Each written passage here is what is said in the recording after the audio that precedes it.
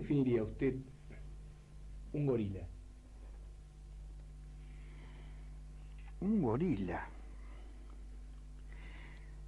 El gorilismo era una posición de absoluta intransigencia respecto del peronismo en otra época. Después se fue girando un poco y creo que pasó a ser algo así como alguien muy identificado con las Fuerzas Armadas. Si alguien que fuera militarista era considerado un gorila. Y hoy, sinceramente, no sé lo que es un gorila hoy.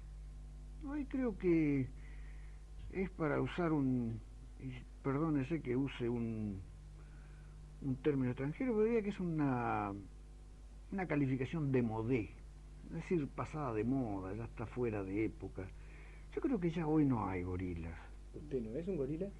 No, no me considero un gorila, porque no, para ser gorila tendría que ser absolutamente intransigente, y no me considero totalmente intransigente. Yo soy un hombre que yo transijo con algunas cosas que de acuerdo con mi criterio se pueden transigir. Uno puede transigir con muchas cosas de quienes no piensan como uno, dentro de una escala de valores que se adapta al propio sentimiento, al propio pensamiento. Pero el gorilismo estuvo muy vinculado a un antiperonismo a ultranza. Y yo siempre he dicho que yo no soy antiperonista, yo puedo ser no peronista, que no es lo mismo. Es decir, a lo mejor si yo tuviera tiempo para evolucionar, considerando la edad que tengo, mucho tiempo para cambiar mi forma de pensar no me queda, creo que podría ser radical, tal vez podría ser de algunos de los socialistas aproximados a los gorilas, porque también había socialistas gorilas, un socialismo democrático, no muy tirado a la izquierda, tal vez podría ser algo de eso, pero yo no podría ser peronista. Es una cuestión una cuestión de piel, una cuestión De pelos. de, de pelos, si te gusta, o piel con pelos, porque yo viví esa época del peronismo que bueno, que felizmente pasó, que ya no, ya terminó aquello. Incluso el mismo Perón alguna vez dijo que la revolución ya había pasado y que había que cambiar los métodos. Así que reconocían que se habían hecho cosas o se habían aplicado metodologías que no eran las más afines a un sistema democrático. Entonces por eso es que no me considero un gorila, no. ¿No le parece que a lo mejor con este gobierno de Menem se está dando un matrimonio entre una pareja muy desencontrada durante esa época de los gorilas? Una pareja entre peronistas y conservadores. Mira, yo creo que hay que deslindar la cosa. Creo que lo que Menem está haciendo en materia de aproximación con el pensamiento conservador y con el pensamiento liberal es aplicar solamente recetas de tipo económico. Pues por lo demás siguen siendo peronistas igual. Pero en lo único en lo que habría esa especie de matrimonio, esa suerte de noviazgo que vos decís, es solamente en el aspecto económico. Y creo que eso se debe a que Menem es un hombre que ha analizado lo que ha pasado en el país en los últimos 40 años y de qué manera las recetas fueron siempre las mismas, con diferencias de matices, y nos han llevado a lo que realmente tenemos. Entonces, hay una regresión, digamos, a una época anterior al peronismo en materia económica, que es lo que se estaría aplicando ahora. Es decir, en ese sentido nosotros los conservadores nos sentimos conservadores igual que siempre, igual de la misma manera. Y tenemos la satisfacción de que esas ideas que nosotros hemos sostenido durante tanto tiempo, bueno, ahora se están recurriendo. Yo siempre digo que para aplicar ciertas ideas se necesita algo más que la decisión de aplicarlas, sino la convicción de que esas ideas son buenas. Y los que podemos estar convencidos, porque siempre lo estuvimos, de que esas son las ideas que corresponden, somos los conservadores y los liberales. Los demás, el caso de Menem, que viene y las toma como una cuestión coyuntural. Es decir, él ve que esa es la salida. De la misma manera, Frondizi, en el 58, cuando él lo llama a colaborar a Alzogaray, cuando él esconde o saca de la circulación su libro Petróleo y Política y hace aquellos famosos contratos petroleros, él lo hizo porque comprendió que esa era la receta que había que aplicar, pero no la aplicó en su integridad en el medio de un contexto en el cual esas ideas que él aplicó también estaban incluidas. Es decir, no se puede tomar de una ideología esto sí, esto no, esto de este otro, y ponerlo y empezar a hacer esas cosas híbridas que se hacen en el país. Por eso es que las reservas que yo pueda tener con relación a lo que pueda pasar en este noviazgo conservador peronista, como vos me lo planteás, las reservas vienen precisamente porque Menem es peronista y ha tomado prestadas, digamos así, ideas que no eran propias del peronismo y las va a aplicar. De cualquier manera, hay una evolución en el pensamiento, es decir, ningún peronista se siente peronista del tiempo de Perón con este peronismo inaugurado por Menem. Yo no sé si es mejor, si es peor, yo te digo que es diferente, no es el peronismo con el que soñaron los grasitas, los del bombo, los humildes, los que seguían a Eva Perón, los que seguían al general. Póngale la firma que no es. Por supuesto que no es. Es decir, ahora, yo no sé si podemos decir que son variaciones sobre un mismo tema, es una variación del mismo tema del peronismo. No sé si podrá ser eso. Pero estamos viendo cosas que, desde el punto de vista de nosotros, los que pensábamos que hacían falta ciertas recetas a aplicar en el país, bueno, nosotros nos sentimos cómodos, nos sentimos bien. Pero yo tengo mis reservas. Hablando de reservas, ¿se puede ser periodista y político militante y candidato? ¿Se puede ser juez y parte? Yo creo que no hay juicio. Por lo tanto, no hay juez y no hay parte. Hay juicios de valor, hay opiniones. Bueno, yo en mi concepto, en mi conciencia, me siento perfectamente cómodo y tranquilo en ese sentido. Pero te digo lo siguiente.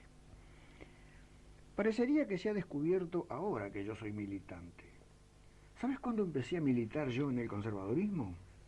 Yo te voy a decir el día exacto en que empezó mi militancia activa en el conservadurismo.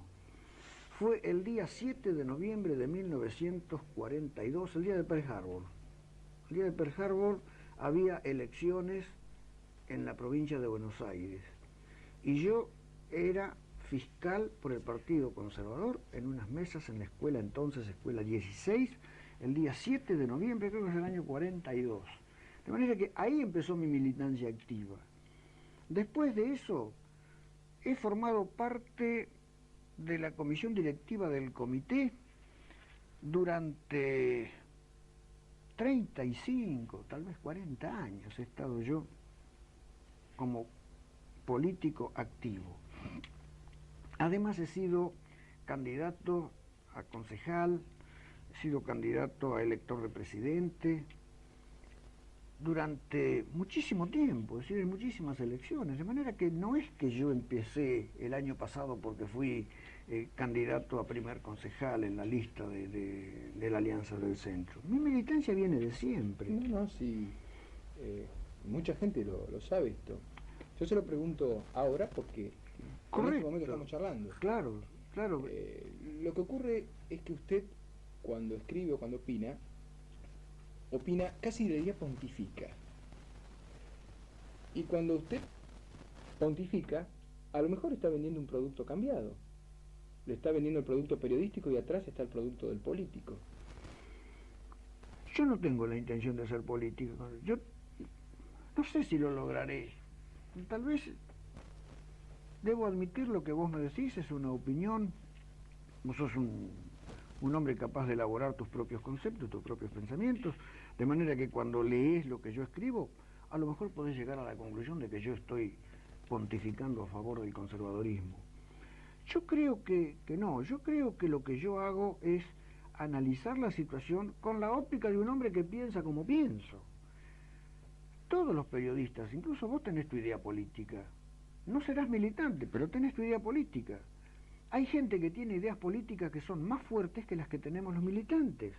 Hay gente que es apasionadamente política y no es militante y nunca fue candidato.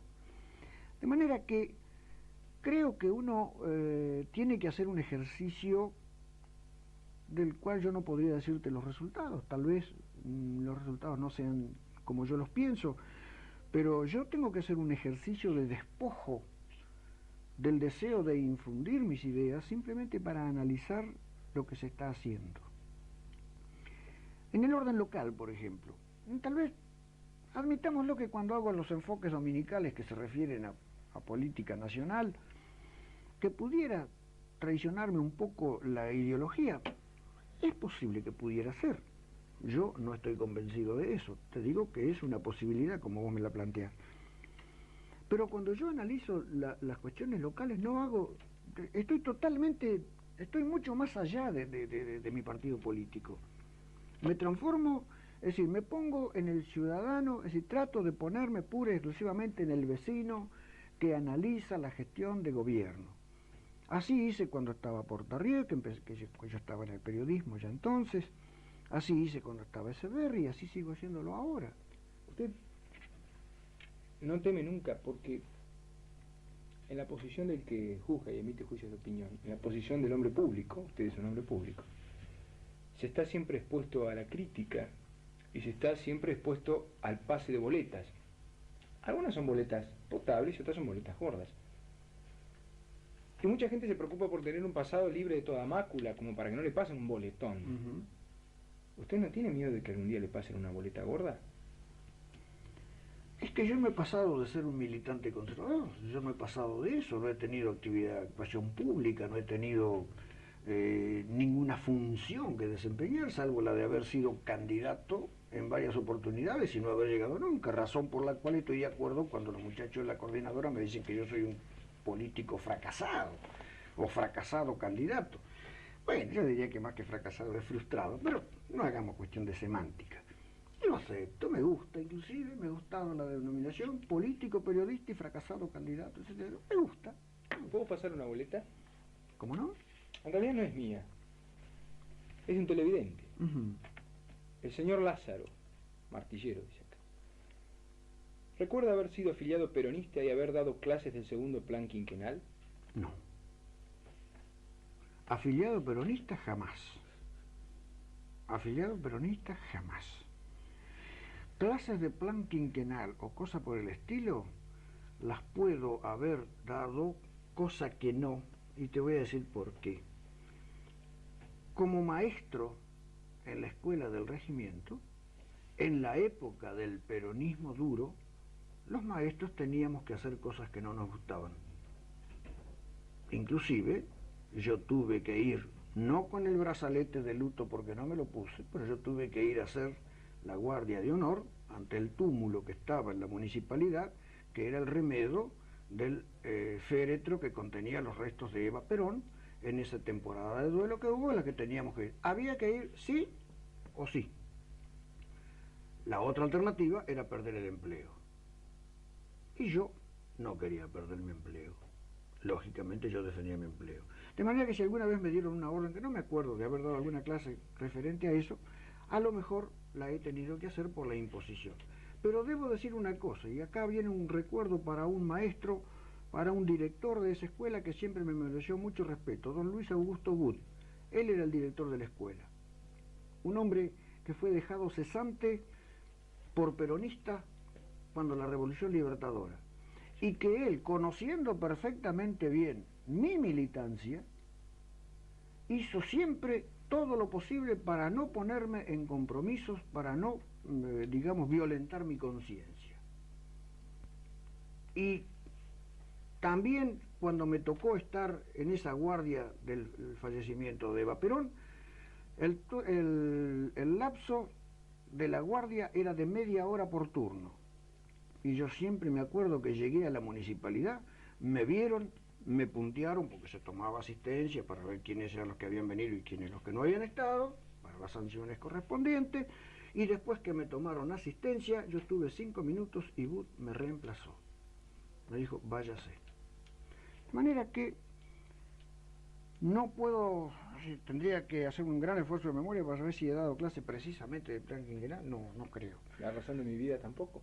No, nosotros no la dimos en la escuela, nosotros no la teníamos. Yo le puedo hacer nombre si usted me da un pensamiento cortito, no muy largo. García Blanco. García Blanco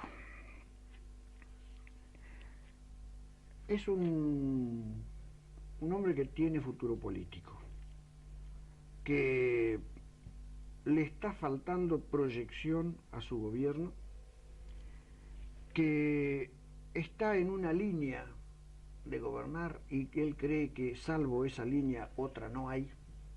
Por ejemplo, él no está en la línea de realizaciones, él está en la línea pura y exclusivamente de lo que hace a bienestar social y a salud y esas cosas. En esa línea está y excluye todo lo demás. Yo tenía para traer ahora, y me olvidé, que lo traía no como cuestión de propaganda. Yo tengo la memoria de los 4 años de gobierno de Echeverri. Ese librito que editó Echeverri cuando se retiraba. Y yo lo repaso con mucha frecuencia, porque me llama la atención de qué manera un intendente puede hacer bienestar social, puede hacer salud, puede hacer vivienda, y puede además hacer un montón de obras de infraestructura, de enriquecimiento del patrimonio, de agrandamiento del patrimonio, y no se reduce solamente a una sola línea. Y yo creo que el error que tiene en este momento García Blanco es el haberse centrado o haberse dejado llevar solamente por una línea de acción que él considera que aparte de esa las demás no valen. González Hueso. Bueno, González Hueso tuvo un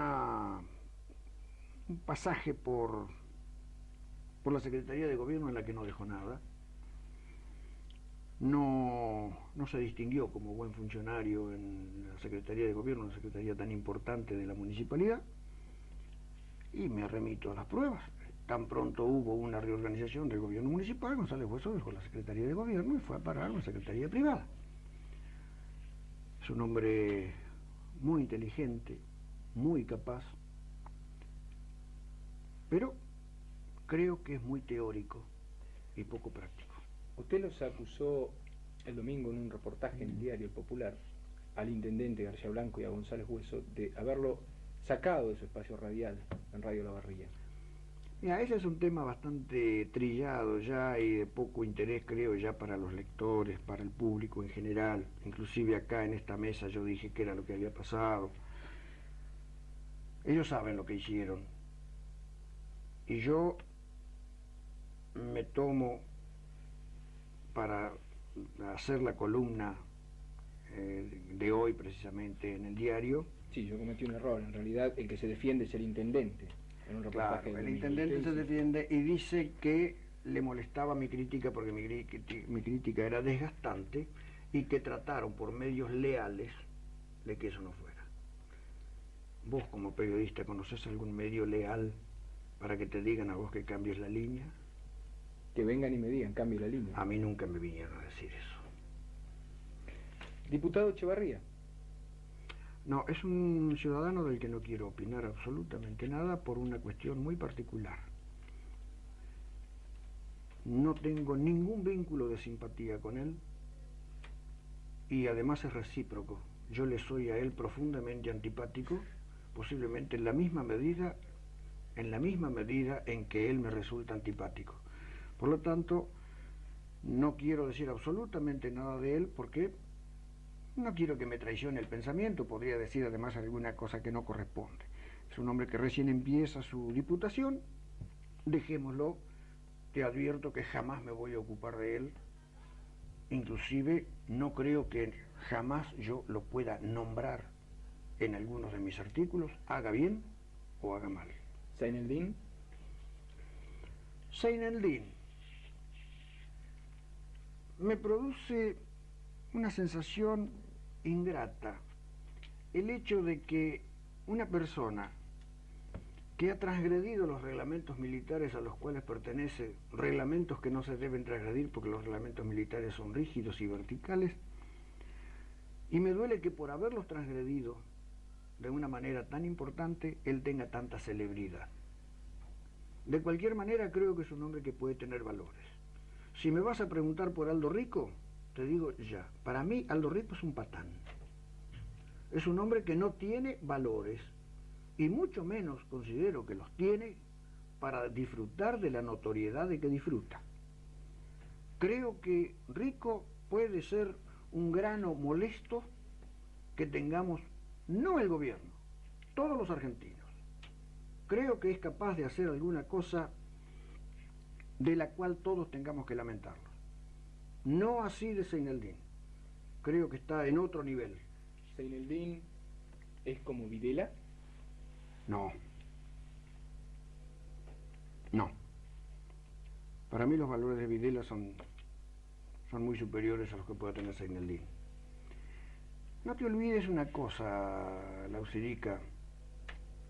La popularidad de Zaineldin vino por su comportamiento en la Guerra de las Malvinas, de quien se dice que fue un hombre que se comportó muy bien, muy valientemente, muy aguerrido, con mucha hombría, con mucha valentía, dio el ejemplo a sus soldados yendo él al frente de ellos. En fin, eso es todo lo que se dice de él, pero no creo que pase de ahí la cosa de Zaineldin. En cambio, el caso de Videla para mí es un caso completamente diferente. Creo que fue un hombre que le tocó actuar como presidente en el país, en una época muy difícil, le tocó llevar adelante una situación interna, una guerra muy desgraciada, muy triste, muy dolorosa, que el país no inició, que las Fuerzas Armadas no iniciaron, que la sociedad argentina no inició, y él debió salir para defender precisamente aquello que se estaba atacando desde las otras trincheras. Además, ha llevado con una dignidad que no la lleva un Rico, que no la llevan incluso ni el mismo Zaineldin, su cárcel, su proceso, y ha actuado siempre con prudencia y con moderación. ¿Usted cree en la justicia? Sí, creo en la justicia. ¿Usted cree en la justicia que lo condenó a Videla? Mira, eso es un asunto que siempre me ha tocado en la conciencia. Y tengo dos personalidades luchando. Una que me dice que hay que acatar siempre los fallos de la justicia. Porque cuando empecemos a dudar de los fallos de la justicia y cuando empecemos a dudar de nuestros jueces, la cosa se va a complicar y vamos a caer en el caos. Entonces esa personalidad está aceptando el fallo de la justicia condenatoria a los comandantes. Pero por otra parte está el tipo que piensa, el que analiza y el que ve que empezó por un decreto del presidente de la República que ya los estaba condenando. El decreto ya condenaba a los comandantes y solamente parecía pedir la ratificación de la justicia de esa condena que había hecho el Poder Ejecutivo, que le está vedado por la Constitución hacerlo. Además, se modificaron las leyes y se desvirtúa lo del artículo 18 de la Constitución, de que nadie debe ser penado, juzgado, sino por los jueces o por las cosas anteriores al hecho de la causa. En fin, creo que hubo una serie Creo que hubo una serie de cosas irregulares, pero llegó a la instancia final, llegó a la Corte Suprema de Justicia. Y ahí, mal que me pese en cuanto a mis convicciones de orden político, mal que me pese, debo aceptarlo como ciudadano, respetuoso de mi Constitución, de que eso pasa en autoridad de cosa juzgada. La Corte Suprema de Justicia es nuestro último tribunal.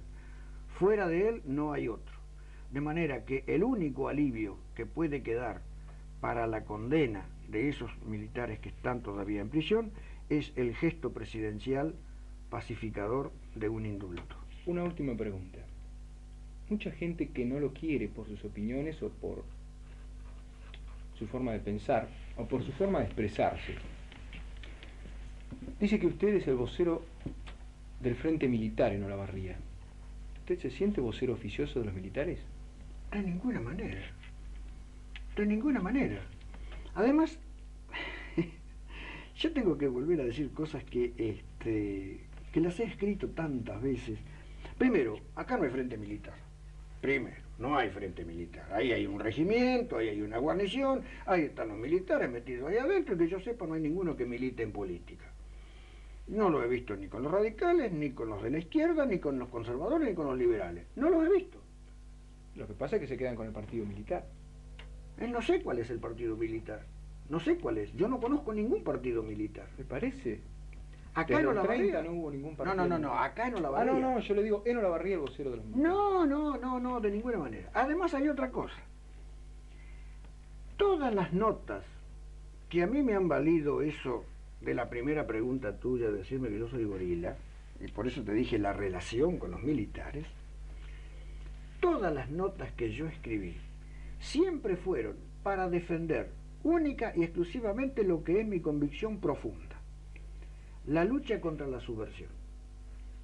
Siempre dije que la subversión tiró la primera piedra y muchas siguieron, entonces hubo que ir a pararlos. Entonces yo siempre he defendido ese aspecto de la cosa. Es decir, eso no transijo, ahí soy fiel a mi convicción. Pero fíjate que con relación al gobierno del proceso yo nunca fui procesista. Y cualquiera que se ponga a leer las notas que yo he escrito en los años del proceso, verá de qué manera yo castigaba los procedimientos del gobierno del proceso. Criticaba el aspecto económico, criticaba todos los abusos, todas las cosas que se hacían mal, todos los fallos. Es decir, con el gobierno del proceso, si querés te puedo decir que era más o menos como con el gobierno de García Blanco. Encuentro muy pocas cosas buenas para darle un aplauso. Yo no puedo ser vocero de ningún frente militar. Primero, pues yo te digo, no lo conozco, no sé cuál es, ni qué pretende, ni qué quiere.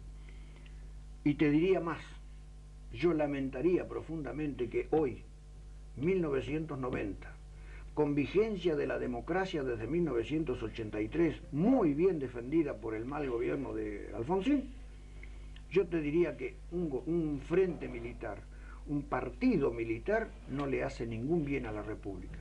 Los militares no pueden actuar en política. Los militares tienen una misión específica y si la cumplen bien, de acuerdo con lo que mandan los reglamentos, no les queda tiempo para otra cosa.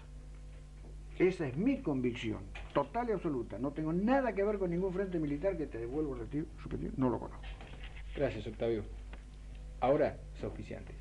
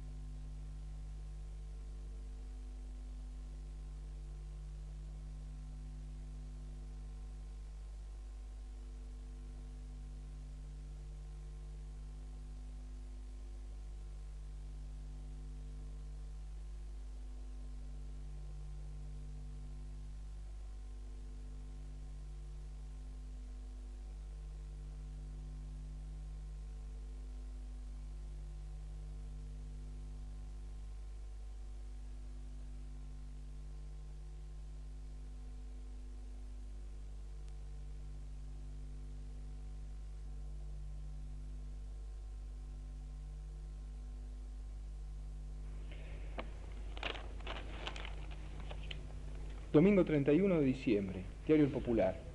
Charlas de café, una